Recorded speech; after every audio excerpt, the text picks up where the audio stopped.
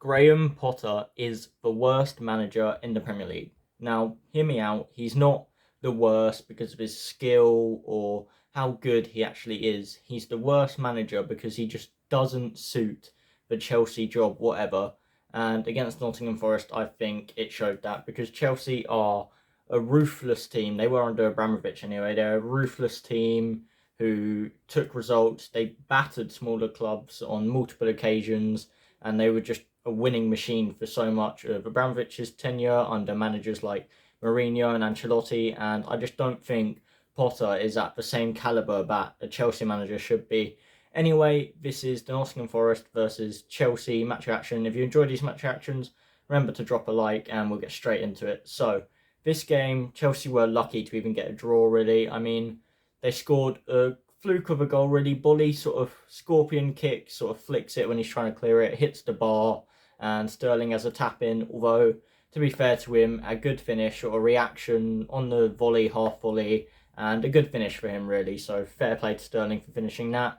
But then you can see where Chelsea lacked goals, because throughout the whole game, other than that one fluke, they didn't really show too much. They didn't really have that many dangerous chances, and I think Nottingham Forest were the better team for what they set out to do, because Chelsea might have played better, have more of the ball. But Forest set up for that. They set up to play on the counter, and that's exactly what they did, and nearly could have scored 4 or 5 goals if they did have that better quality, which obviously they don't, which is where Chelsea triumph. And honestly, Chelsea players were lucky to not get more yellows. Koulibaly especially, and like Iwanui early on got round him and arguably could have got a yellow card for that, or maybe should have. And all Koulibaly that whole game, just Iwanui was all over him. He didn't seem like he could handle him whatsoever. Needed help from Thiago Silva and Azpilicueta multiple times. So Koulibaly looked really, really poor that game for Chelsea, and Iwanui was just dangerous, sort of bug, flea-like attacker, just pestering them the entire game, and a good performance from him. Gibbs White as well for Nottingham Forest also looked good. I mean, when Nottingham Forest do something good, it does usually come through him, and in this game you could definitely see that, and he was definitely probably their most creative player and most commonly creating chances for Brennan Johnson, who used his pace to create quite a few chances for Forest, although the experienced Thiago Silva was sort of better than him every time in those situations.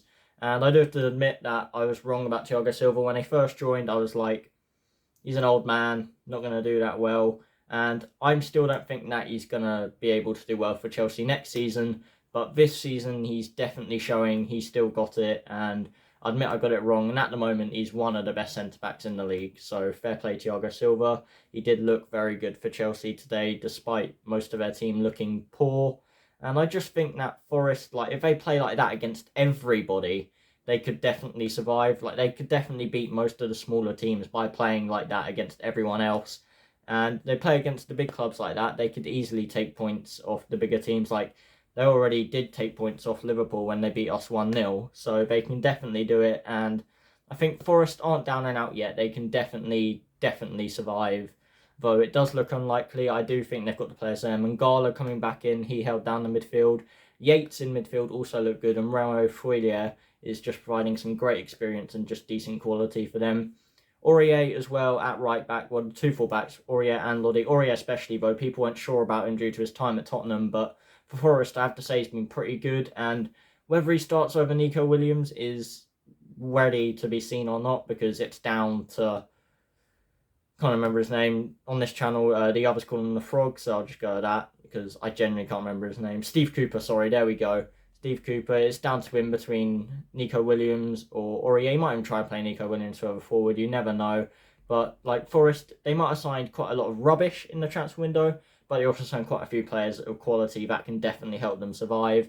And I think that this game they were definitely unlucky to not have won 2-1, 3-1, because Chelsea didn't really create any dangerous chances, and I do think that Forest were the better team on the night and got a well-deserved point.